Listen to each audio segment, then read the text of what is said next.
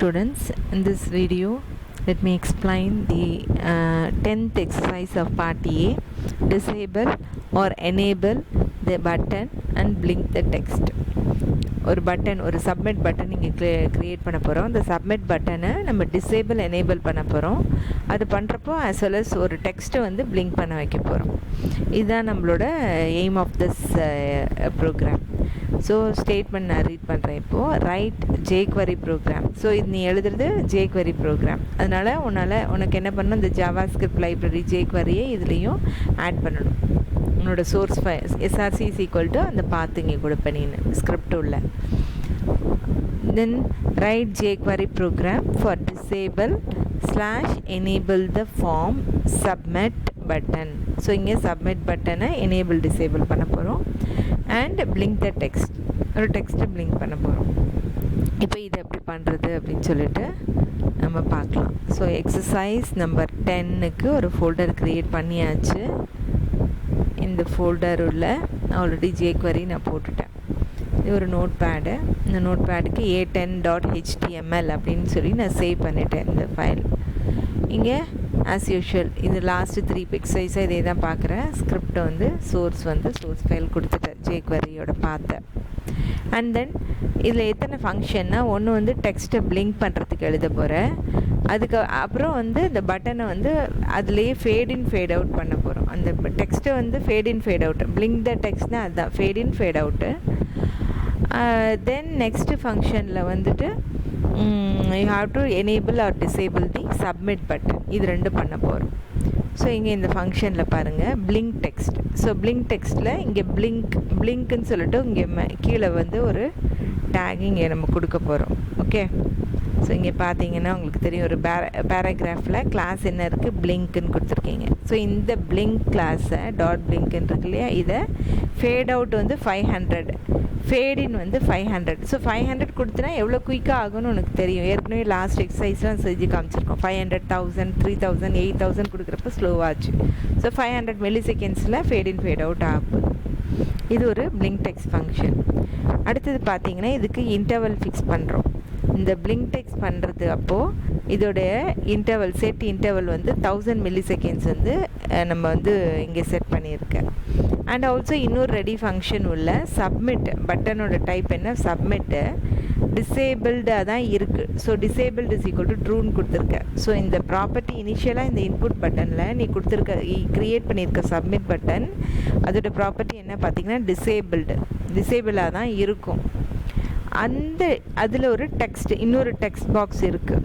Okay, இங்கே பார்த்தீங்கன்னா கீழே இங்கே தெரியும் உங்களுக்கு, இங்கே இன்புட் வந்து 2 இன்புட் இருக்குது. ஒரு டைப்பு வந்து டெக்ஸ்ட் பாக்ஸு, இன்னொன்று சப்மிட் பட்டன்.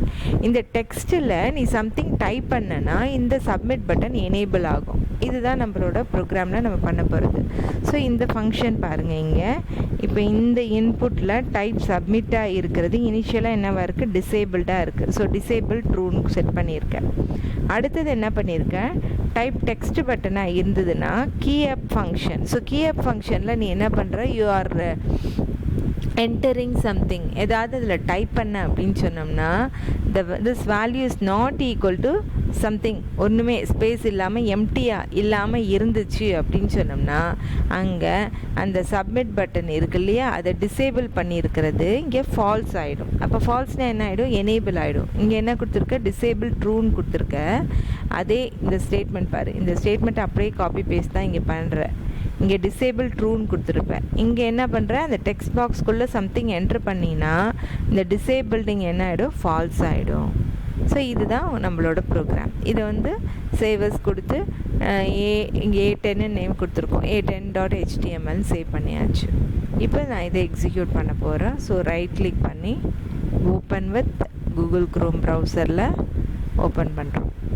இப்போ நான் உங்களுக்கு ஜூம் பண்ணிக்கிறேன்.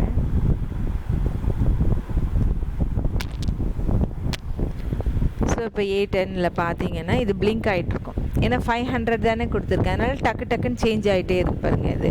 இப்போ நான் இதே வந்து ஃபேட் இன் ஃபேட் அவுட் தான். இப்போ நான் இந்த இடத்துல வந்து 3000 கொடுக்குறேன். அப்போ உங்களுக்கு அந்த டைம் லிமிட் பார்த்தீங்கன்னா தெரியும் எவ்வளோ பொறுமையாக அது பிளிங்க் ஆகும் அப்படின்னு தெரியும். டக்குன்னு பிளிங்க் ஆகாது. ஸோ சேவ் பண்ணிட்டேன். again I am reloading here. தெரியுதா உங்களுக்கு? ஸோ இது வந்து பிளிங்க் கிடையாது, அப்படியே ஸ்லோவாக வரும். ஆனால் நம்மளுக்கு என்ன பண்ணணும், பிளிங்க் தான் பண்ணணும் இங்கே ஆஸ் பர் நம்மளோட ப்ரோக்ராம் படி. அதனால நம்ம எப்படி கொடுத்தா தான் நல்லது. இதுக்கு டைமிங் வந்து 500 கொடுத்தா தான் 500 கொடுக்கலாம். 300 கொடுத்தனா இன்னுமே குயிக்காக ஆகும் எனக்கு. பிளிங்கிங் வந்து டைம் இன்டர்வல் வந்து ரொம்பவுமே கம்மியாக தெரியும். ஸோ சேவ் பண்ணிவிட்டேன். இங்கே திரும்ப நான் இங்கே போயிட்டு ரீலோட் பண்ணுறேன். இப்போ ரீலோட் பண்ணுறப்ப பிளிங்க் வந்து ஃபாஸ்ட்டாக இருக்கும். இப்போ இந்த பட்டன் பாரு டிசேபிள்டாக இருக்கும். இது வந்து இந்த சப்மிட் வந்து பளிச்சுன்னு இல்லை. இப்போ நான் இங்கே போய் என்ன பண்ண போகிறேன், சம்திங் டைப் பண்ணுறேன். பண்ணோன்னே இது எனேபிள் ஆகிடுச்சு. ஸோ இப்போ நான் இந்த திரும்ப நான் ரீலோட் பண்ணி காட்டுறேன் உங்களுக்கு. ஸோ இப்போ டிசேபிள்னால் லைட்டாக இருக்கும். ஸோ இதில் ஏதாவது டைப் பண்ணிங்கன்னா இந்த பட்டன் எனேபிள் ஆகிடும். ஸோ எனேபிளும் ஆகிட்டுருக்கு. இந்த பட்டனை எனேபிள் பண்ணுறோம், சம்திங் டெக்ஸ்ட் பாக்ஸை டைப் பண்ணி அப்புறம் பிளிங்கிங். இது ரெண்டு தான் இந்த எக்ஸசைஸ்.